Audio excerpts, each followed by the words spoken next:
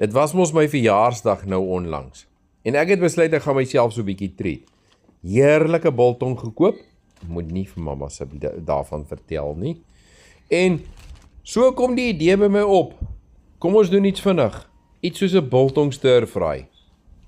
En kyk nou net daar.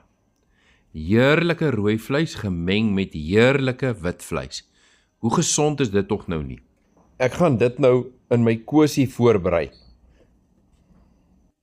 Vir die stir-fry het ek gedink om net so bietjie meer speserye by te sit en hier het ek Bliksem se steakhouse speserye bygesit.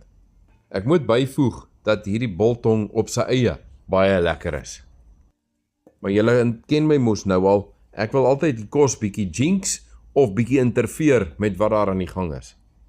Ek het besluit jy moet so bietjie groente bykom. So ek het aardappels in die airfryer gaan doen. Ja, moet nie my bande kom stik en steek nie. Dit is 'n vinnige werk wat ek nou moes gedoen het. En terloops, my vrou sal sê dis stysel, maar dit hoort aan die groente, so dis groente.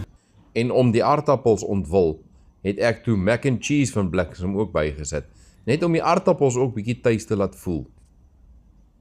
En om hierdie stir-fry net so bietjie meer vir 'n jinx te gee, gebruik ek Bliksem se piets my nou. Ja, ek het hom bietjie royaal gegooi, ek besef dit.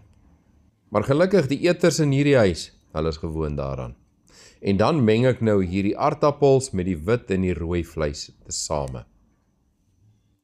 En om verdere kleur aan hierdie potjie te gee voordat dit gestir-fry word, het ek sommer net rooi en geel sweet peppers net gaan sny en kyk net hoe mooi lyk dit nou, né?